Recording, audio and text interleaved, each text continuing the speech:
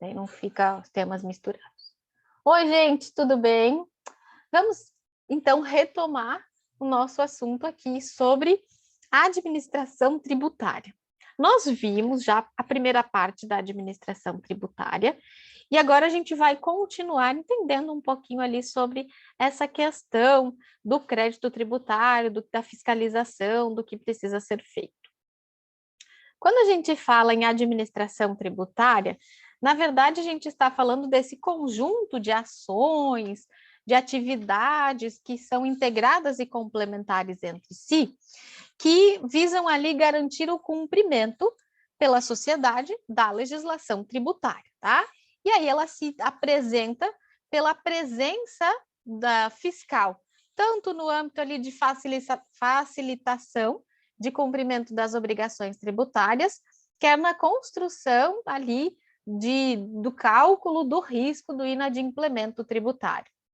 A administração tributária é, portanto, atividade do poder público voltada ali para a fiscalização e a arrecadação tributária. É um procedimento ali que vai verificar se foram cumpridas as obrigações tributárias. E aí, quando for o caso, deflagrando ali a devida ação, devida atividade passível ali para efetuar esta cobrança. Dentro da administração tributária, nós temos algumas funções, né? E aí a gente tem uma função importante dentro da administração tributária, que é a fiscalização, que é aquela verificação do cumprimento das obrigações tributárias, sejam elas principais, sejam elas obrigatórias. Então, na fiscalização, vou fazer o fisco, né, a autoridade administrativa, vai fazer a verificação do cumprimento das obrigações tributárias. E esta fiscalização, ela pode recair tanto sobre pessoas físicas quanto sobre pessoas jurídicas, ok? Então, o artigo 194 do CTN, ele vai falar como que vai funcionar, como será feita a fiscalização, né? E a gente já viu que não pode haver qualquer tipo de embaraço, de impedimento à realização de fiscalização por parte da autoridade administrativa, ok?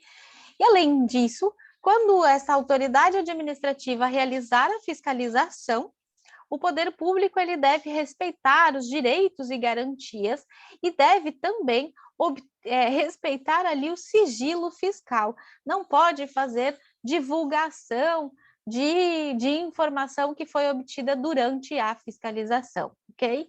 Algumas pessoas ali podem ser notificadas a prestar a determinadas informações.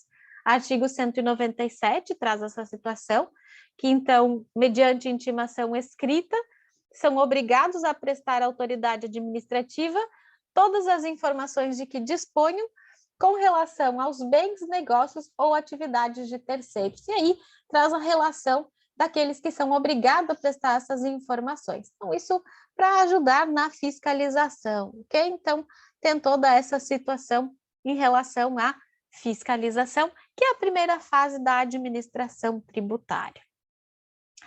A segunda parte é o momento da dívida ativa. Gente, o que é a dívida ativa? É o crédito público, ou seja, todos os valores que a Fazenda Pública tem para receber de terceiros, independentemente de ser de natureza tributária ou não tributária, ok? Claro que vou escrever em dívida ativa, desde que o crédito público não tenha sido alvo de causa suspensiva, excludente ou extintiva, ok? Daí, sim, pode fazer inscrição na dívida ativa. Quando o crédito é de natureza não tributária, a gente tem a dívida ativa não tributária. Se o crédito for de natureza tributária, a gente tem a dívida ativa tributária, lá do artigo 201 do CTN.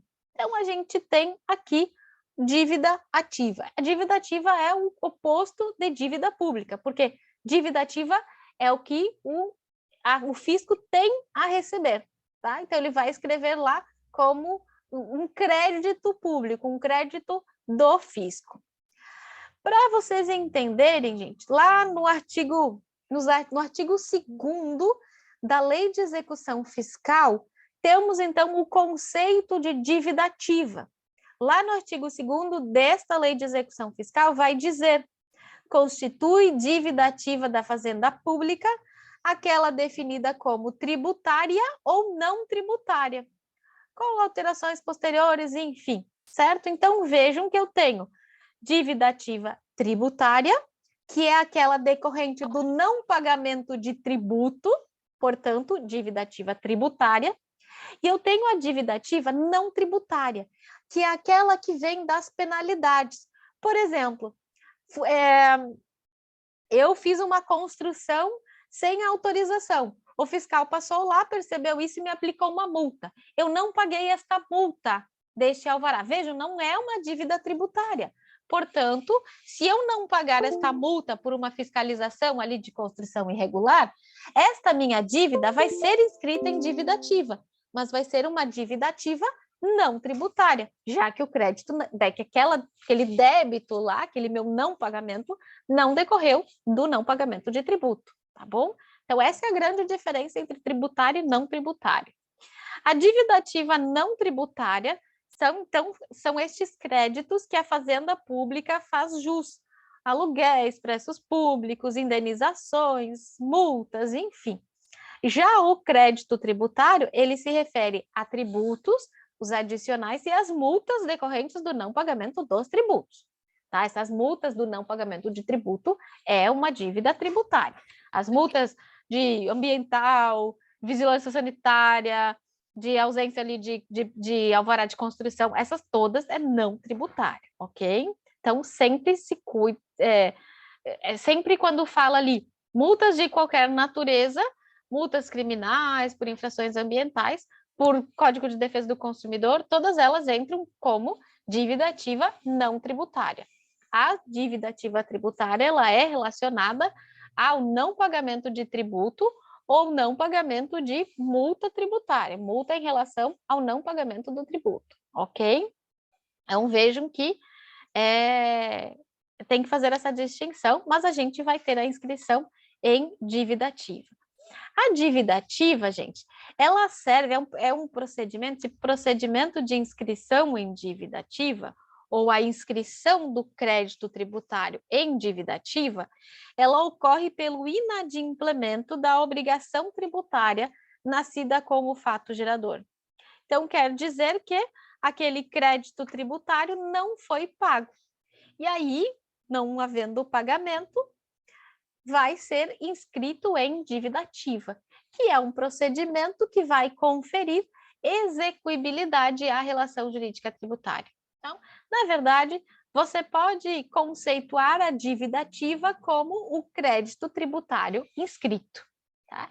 E aí, após a inscrição em dívida ativa, surge, então, a possibilidade da propositura da ação judicial de cobrança, cujo nome é ação de execução fiscal, e está disciplinada na Lei 6830 de 1980. E aí, proposta a execução fiscal, o executado, desde que ofereça garantia ao juízo, poderá opor embargos à execução fiscal no prazo de 30 dias, tentando ali extinguir a ação, ok? Então, vejam que o fisco, para que ele possa ingressar com uma ação judicial visando a cobrança daquele débito, ele precisa inscrever em dívida ativa, ok? Então, primeiro o contribuinte vai ser notificado, se esgotado o prazo de pagamento fixado em lei, né, o tributo será inscrito em dívida ativa pela Procuradoria da Fazenda, que se faz aqui um controle de legalidade, que então escreve em dívida ativa. Ó, artigo 2º, já falei para vocês, constitui dívida ativa tributária a proveniente de crédito dessa natureza, regularmente inscrita na repartição administrativa competente, depois de esgotado o prazo fixado para pagamento pela lei ou por decisão final proferida em processo regular. Tá vendo? Então, dívida ativa. Esse 201 do CTN, ele fala da dívida ativa tributária, porque está no CTN. Então, dívida ativa é o crédito tributário inscrito. Professora, Então, oi. Para impor embargos a terceiros, é necessário... Então, gente, você vai poder propor, é possível ao fisco propor execução fiscal quando inscrita em dívida ativa, quando a dívida estiver inscrita, ok? Então, dívida ativa é igual ao crédito tributário inscrito. E aí o fisco pode propor ação judicial cabível ali para cobrar, e o contribuinte ele tem o prazo ali para apresentação de embargos à execução fiscal. Pois bem, então, dívida ativa, né, tem todas essas situações. E aí, gente, os requisitos que deverão constar lá, o termo de inscrição em dívida ativa, ele tem que preencher alguns requisitos que estão disciplinados lá no artigo 202. Lembrando que o 201 traz o conceito aqui, e olha, o parágrafo único fala sobre a afluência dos juros de mora, né? Então, sempre que eu tenho no momento aqui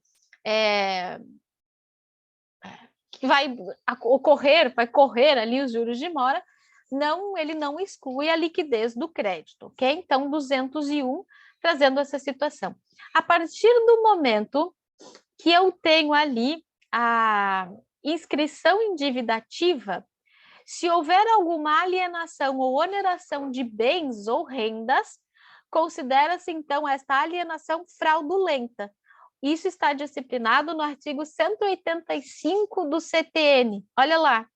Presume-se fraudulenta a alienação ou oneração de bens ou rendas, ou seu começo, por sujeito passivo em débito para com a Fazenda Pública, por crédito tributário regularmente inscrito como dívida ativa. O que nós temos aqui?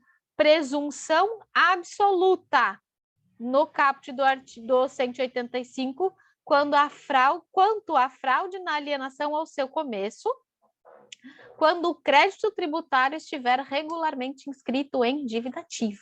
Então, é presumida de forma absoluta, tá? Se você for alienar ou onerar bens, né? Depois a gente vê melhor isso, mas e aí é uma alienação ou oneração de bens e que você fica sem o suficiente para pagar o crédito tributário. Eu tenho uma presunção absoluta de fraude. Eu vou considerar fraude, tá? Não é nem relativa, é absoluta, certo? Se não restarem bens para pagamento do débito tributário. E aí o termo de inscrição em dívida ativa, ele tem que preencher alguns requisitos, né? Então, termo de inscrição em dívida ativa, autenticado pela autoridade competente, indicará obrigatoriamente. Isso caiu numa questão de OAB. Eu tinha dado essa aula e depois no dia seguinte caiu uma questão sobre os requisitos do termo de inscrição em dívida ativa, da certidão de dívida ativa. Então, o que precisa constar? O nome do devedor e, sendo o caso, o dos corresponsáveis, bem como, sempre que possível, o domicílio ou a residência de um ou de outros. Gente, o termo de inscrição em dívida ativa é esse documento que formaliza a inclusão daquele valor tributário no cadastro da dívida ativa. É intitulada, então, certidão da dívida ativa, ela reporta-se ao termo de inscrição em dívida ativa, que antes eu faço o termo de inscrição, e aí, ao final, quando eu terminei a inscrição, eu emito a certidão de dívida ativa. A certidão de dívida ativa é um documento que certifica a inscrição do débito em dívida ativa. Somente após essa etapa é que a Fazenda Pública pode realizar a cobrança judicial do débito. E aí, a CDA é um título executivo extrajudicial, certo? Pois bem, a CDA, ela vai ser extraída, então, a certidão de dívida ativa é um título executivo extrajudicial que vai acompanhar a ação judicial de cobrança, a ação de execução fiscal, ok? Então, esta é a certidão de dívida ativa. E aí eu preciso ter aqui o nome do devedor, por óbvio, né, gente? O nome do devedor é imprescindível, porque eu preciso identificar a pessoa, tá? A imprecisão no nome do executado, ela é irrelevante quando, pelos elementos constantes da petição inicial, se consegue individualizar o devedor sem margem de dúvidas. Inclusive, gente, temos uma súmula 558 do STJ que entende pela dispensabilidade da indicação do CPF e ou do RG nas ações de execução fiscal. Olha o que diz a súmula. Em ações de execução fiscal, a petição inicial não pode ser indeferida sob o argumento da falta de indicação do CPF ou RG ou CNPJ da parte executada. Então, para o STJ, deve ser extinta a execução fiscal que, por erro na CDA, quanto à indicação do CPF do executado, tenha sido promovida em face de pessoa homônima. Então, vejam, posso apresentar só com o nome, sem precisar indicar o CPF, mas eu tenho que, pelos elementos constantes, conseguir identificar a pessoa. Se eu coloquei CPF, mas é de pessoa homônima, a execução fiscal ela vai ser nula, ok? Então, tem que indicar ali a pessoa e tem que ser efetivamente identificado, tá? Mas a ausência do CPF, se eu consigo identificar a pessoa, a ausência do CPF não gera nulidade da execução e nem da dívida ativa, nem da CDA, ok? Então, isso, súmula 558 do STJ. O que mais que eu tenho que acrescentar? O montante exequível, a quantia devida e a maneira de calcular os juros de mora acrescidos. Vejam, gente, tenho que colocar o valor original da dívida e a indicação ali dos elementos do cálculo. Como que eu calculei os juros, certo? Aqui também a gente tem uma súmula 559 do STJ, que diz que não precisa instruir a execução fiscal com o demonstrativo do cálculo do débito. Só que tem que demonstrar efetivamente como foi feito o cálculo, tá? Você pode utilizar ali você vai mostrar o valor original e a forma como calculou os juros, enfim, para chegar naquele valor que está sendo cobrado, ok? O que acontece, gente, aqui? Temos uma discussão porque atualmente o fisco, Fazenda Pública, ela resolveu, além da execução fiscal, ela resolveu realizar protesto da certidão da dívida ativa. Assim, ó, gente, eu entendo que é uma medida desnecessária, porque você já tem a garantia, a inscrição em dívida ativa, você já tem a garantia da execução fiscal, que é uma ação mais séria, tá? Diferente, porque já parte da execução, enfim. Você ainda protestar a certidão de dívida ativa, eu acho totalmente desnecessário, tá? Alguns doutrinadores acham que é uma medida excessiva, desnecessária, enfim, porque a partir do momento da inscrição em dívida ativa, você já se demarcou ali a mora do contribuinte. No entanto,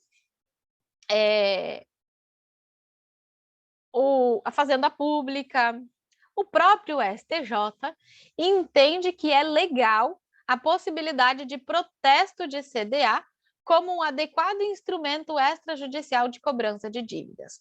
Via de regra, gente, a Fazenda Pública, ela cria lá mecanismos de que se faça que no local de ingressar, em vez de ingressar com a execução fiscal, se faça o protesto.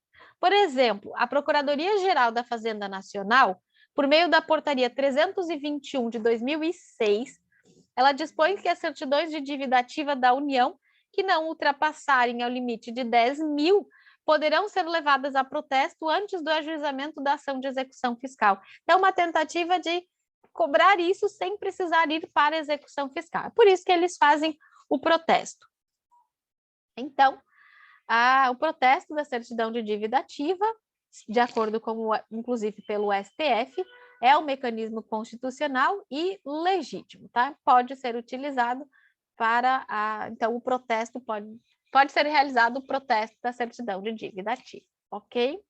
É a ideia de que a defesa, enfim, é que a remessa da certidão da dívida ativa a protesto ela vai estimular a adimplência, tá? Incrementar a arrecadação, enfim, e promover justiça fiscal. Então, Por isso a questão da CDA, mas tem toda uma discussão doutrinária quanto a isso.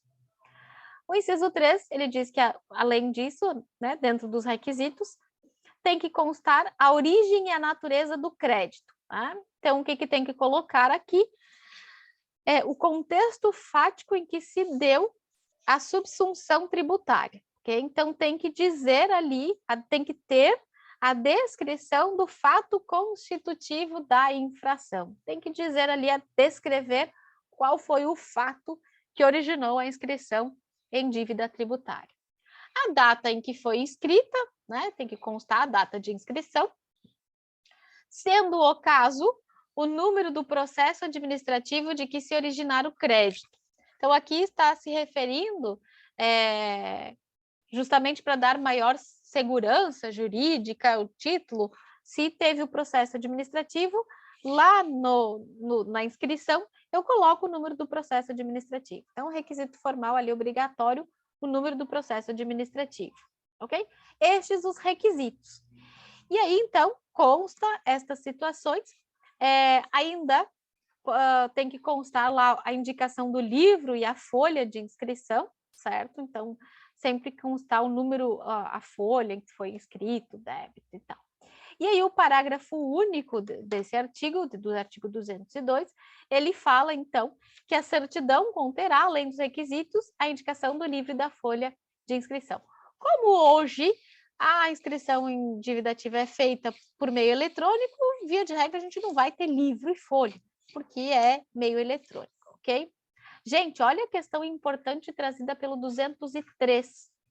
A omissão de quaisquer dos requisitos previstos no artigo anterior, estes que a gente acabou de ver, ou algum erro sobre eles, são causas de nulidade da inscrição e do processo de cobrança dela decorrente.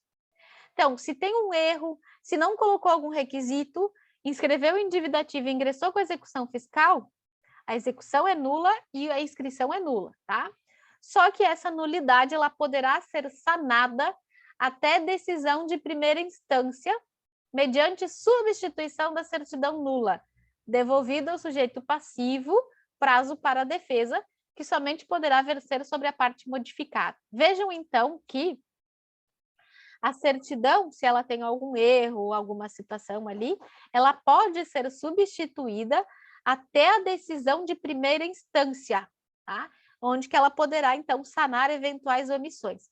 Quando houver a substituição da certidão de dívida ativa, será dado novo prazo para a defesa ao sujeito passivo, ok? Então, tenho que dar de novo o prazo. Só que a defesa dele só pode versar sobre o que foi alterado, porque o restante ele já teve prazo para fazer a defesa.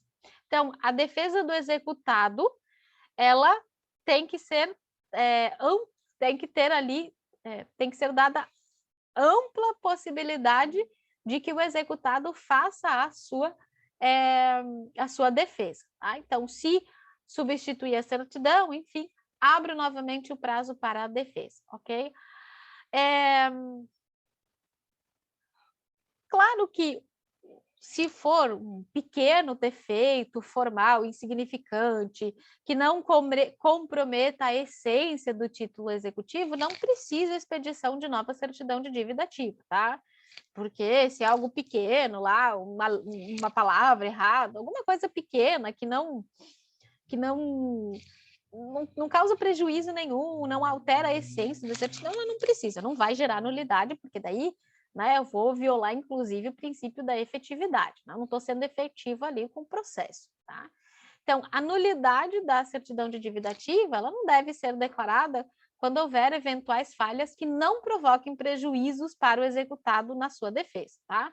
Se o título estiver formalmente perfeito, com discriminação precisa do fundamento legal, a obrigação tributária, os juros, a multa, a correção monetária, aí não cabe a invalidação da CDA, ok, gente? Cuidado, porque a substituição da CDA, ela pode ocorrer até a decisão de primeira instância, ok? Então, essa substituição não é até o final, né, o trânsito em julgado, não.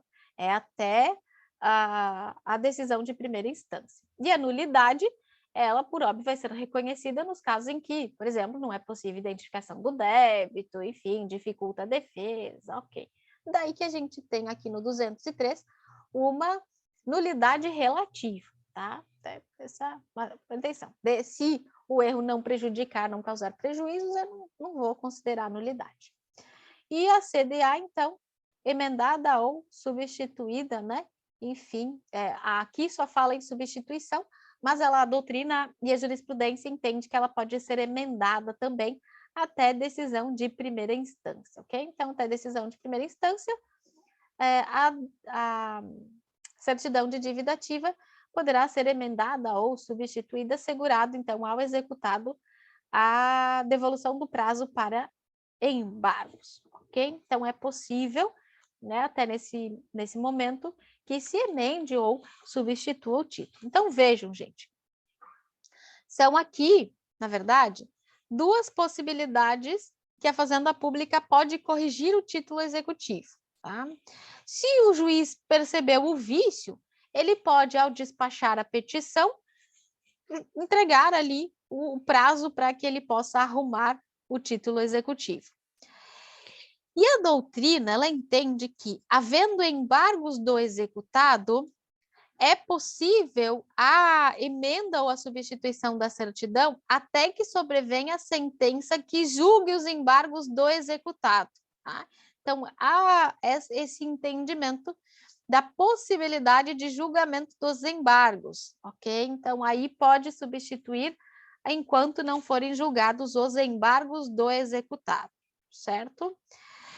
A emenda ou substituição da CDA também poderá ser feita até a sentença na exceção de pré-executividade, tá? Que é uma outra possibilidade que nós vamos ver mais adiante, ok? E aí, sendo substituída ou emendada a CDA, o executado será novamente intimado para que apresente a sua defesa, né? Se apresente os seus embargos. E aí, claro, sobre a parte modificada, por conta do novo título, tá? Então, a defesa, né, entendimento doutrinário, entende que essa defesa somente poderá versar sobre a parte modificada, ok? Não vai poder considerar o restante, porque no mais, o que já foi, considera-se ali precluso o prazo, tá? Então, é só sobre o que foi alterado, ok? Então, se aberto novo prazo, sobre o que foi alterado, ele pode fazer defesa. E aí a gente tem, né, a dívida regularmente inscrita, ela tá toda certinha, ela goza da presunção de certeza e liquidez e tem efeito de prova pré-constituída. Tanto que a gente vai ver que quando a gente estudar a execução fiscal, bota a petição e a CDA. Inclusive, a CDA pode substituir alguns elementos da petição, tá? Então, a gente vai ver a inscrição em dívida ativa, ela tem efeito de prova pré-constituída, certo? Então, não precisa o fisco de outros elementos para provar o débito ali do sujeito passivo. E aí, claro, então, cabe ao sujeito passivo provar o contrário, que a CDA tem uma regularidade, enfim, certo? E a certidão negativa, então, gente, o que é a certidão negativa?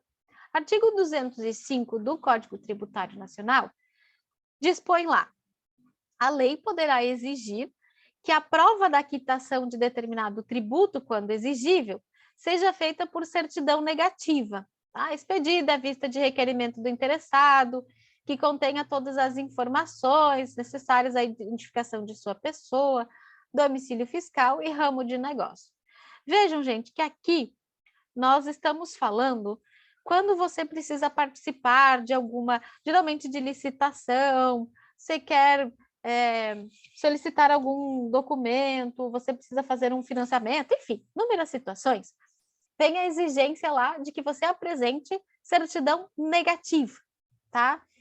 Essa certidão negativa é uma prova de que você não está em débito com o fisco. E aí o CTN, ele lá no parágrafo único desse artigo 205, ele diz que o fisco tem um prazo de 10 dias para expedição da certidão, tá? Não é 10 dias úteis, é 10 dias, tá? É lei específica, eu vou na lei específica. O detalhe é assim, ó, hoje em dia, a maior parte das certidões, ela pode ser emitida pela via eletrônica, então, às vezes, sai na hora, ok? Não vai sair na hora quando tem alguma situação lá que impede, né, que tem alguma irregularidade, aí tem que ir regularizar a situação. Mas, via de regra, ela é expedida na hora. O que a gente tem aqui de diferente? A gente tem a certidão positiva com efeitos de negativa. Está lá no 206 do CPM. Essa certidão positiva com efeitos de negativa, ela tem os mesmos efeitos da certidão negativa. É como se você não pode impedir a participação dessa pessoa, porque essa certidão ela tem efeitos da certidão negativa. Por que não sai, então, a certidão negativa? Porque existe, quando sai a certidão negativa, ela vai sair quando você não tem débito nenhum, tem nada, tá tudo ok, tá tudo certo, sai a certidão negativa. Algumas situações, você tem o débito, mas você parcelou o débito. Então, o que acontece? Eu não posso te dar uma certidão negativa, porque existe um débito. Só que ele está parcelado, não está impedindo, você não está em débito. Ele está parcelado, você está pagando o parcelamento. Então, ela sai positiva, dizendo assim, existe um débito, mas por enquanto está tudo certo. Não tem dívida, ele não está em débito, ele está pagando o parcelamento.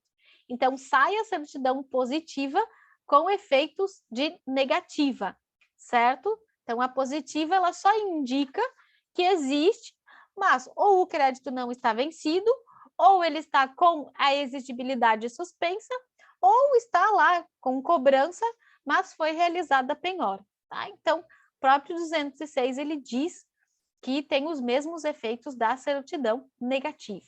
E o 207, ele vem e diz que não se pode exigir certidão negativa, não se pode impedir a pessoa de exercer direitos se ela não tiver a certidão negativa, né? Então, vejam, artigo 207, ele fala, independentemente de disposição legal, será dispensada a prova de quitação de tributos quando se tratar de prática de ato indispensável para evitar a caducidade de direito.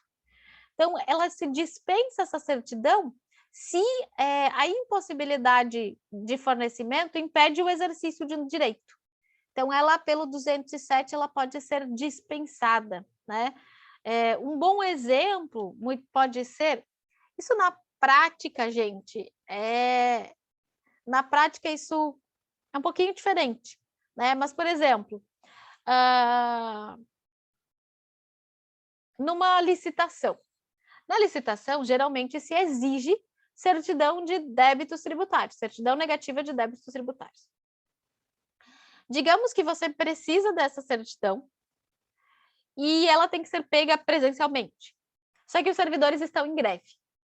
Nesse caso, eu aplico o 207.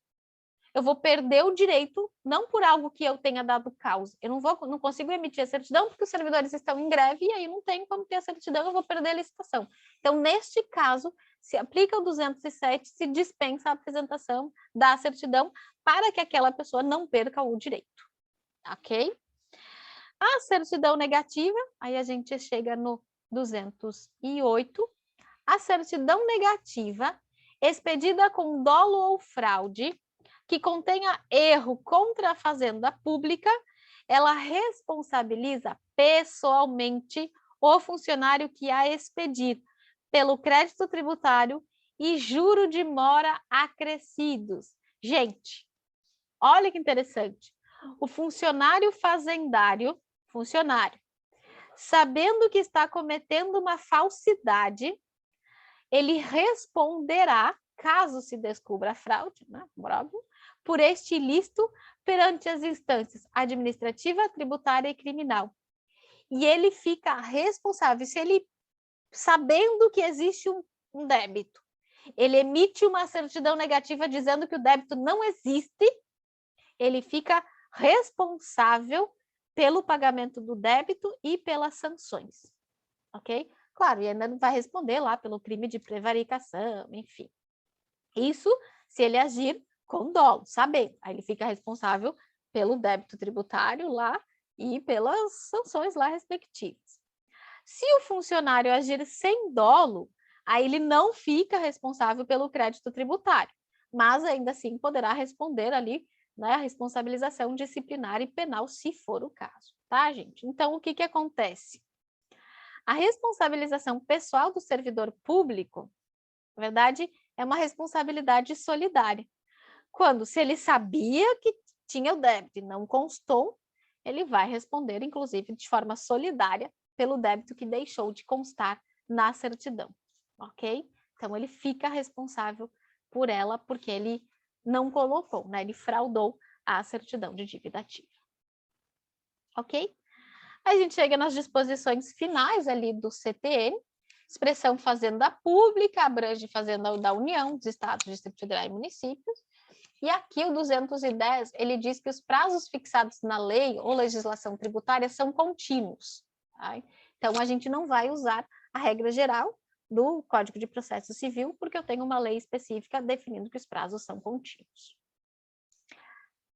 E, por fim, a gente fala um pouquinho sobre as garantias e privilégios do crédito tributário, tá, gente?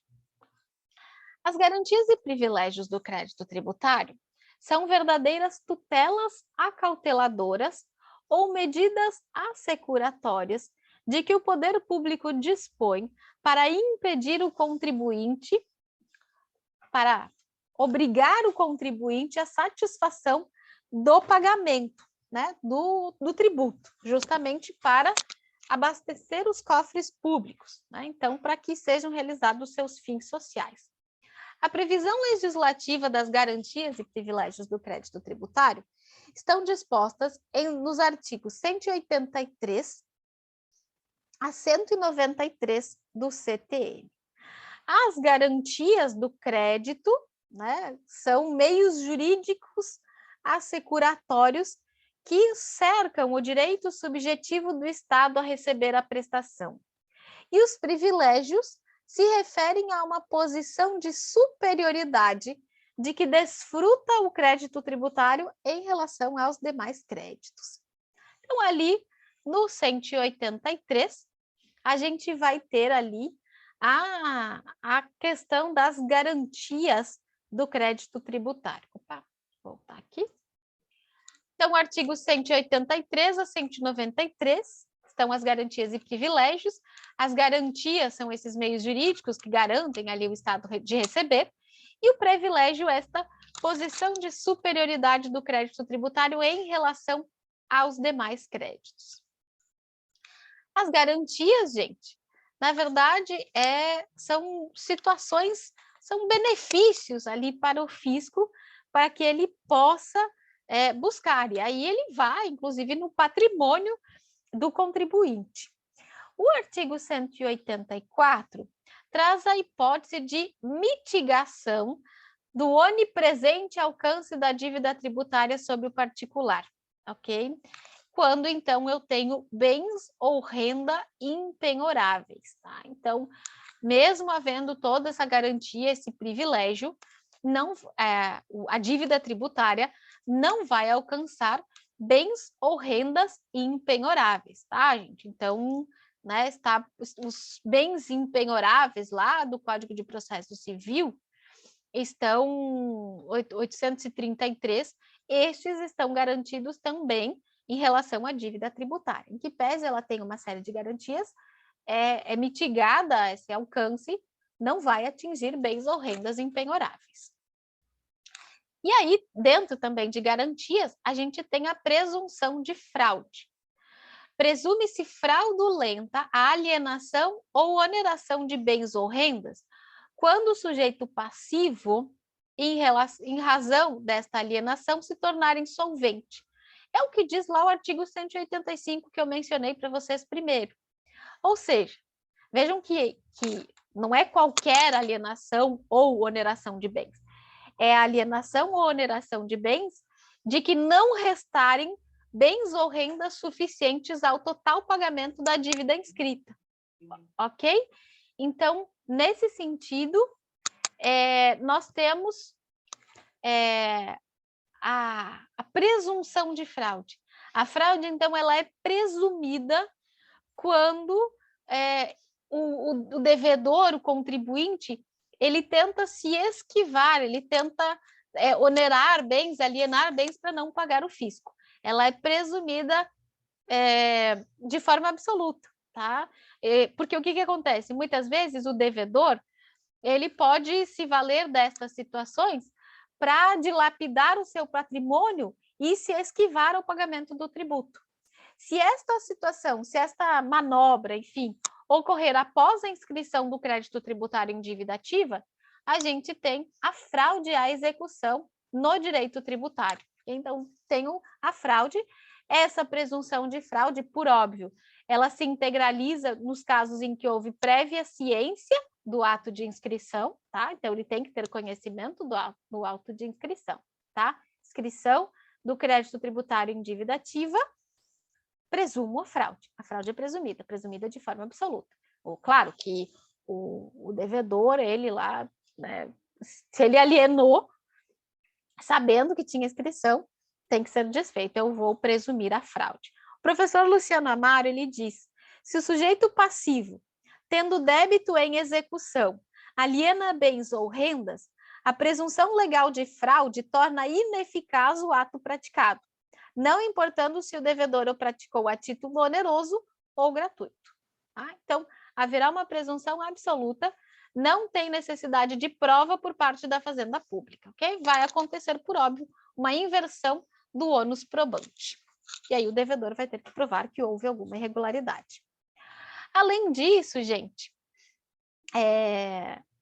se ele fizer a alienação de um bem, se ele fizer esta alienação de bem, mas ele reservar bens ou rendas para pagamento da dívida, aí não se aplica a presunção de fraude, tá? Vai ocorrer a presunção de fraude quando ele se tornar insolvente, ou seja, quando ele não deixar patrimônio suficiente para pagar a dívida, tá? É quando o devedor fica insolvente, tá? E aí a gente está falando de fraude à execução. É possível, justamente para evitar essa situação, é possível que seja, então, declarada, de acordo com o artigo 185A do CTN, é possível que seja declarada a indisponibilidade dos bens. Então, o artigo 185A, ele diz que se o devedor tributário devidamente citado não pagar nem apresentar bens à penhora no prazo legal e não forem encontrados bens penhoráveis, o juiz determinará a indisponibilidade de seus bens e direitos. E aí ele vai comunicar, a decisão será comunicada aos órgãos e entidades que promovem registros de transferências de bens, registro de imóveis, público de imóveis, mercado bancário e mercado de capitais, para que cumpram a decisão e enviem ao juízo a relação discriminada dos bens e direitos, tá? Então, eles têm aqui a decretação de indisponibilidade dos bens quando ele não pagar, não indicar bens à penhora, enfim, e não forem encontrados bens passíveis ali, bens penhoráveis. Então, pode ser declarada, inclusive, a indisponibilidade destes bens. Decretação dessa indisponibilidade, claro, ela vai ocorrer quando exauridas as diligências na busca por bens penhoráveis. Não procurei de todas as formas e não consegui, eu vou, então, fazer o pedido, o fisco, né, vai fazer o pedido e o juiz pode declarar a indisponibilidade dos bens, certo? Ô, professora. Eu. Por experiência própria. Continuando aqui, então, claro que essa indisponibilidade de bens vai recair sobre o valor total exigível. Se cair sobre mais bens, né, o juiz pode determinar o imediato levantamento do que excede esse valor. É sobre o valor total. Se for além, né, você pede o levantamento e a liberação do valor que foi a mais. Okay? Então, efetivamente, né, pode pedir o levantamento, ela é limitada ao valor total exigível, ok? E aí a gente chega... Opa, mais um aqui.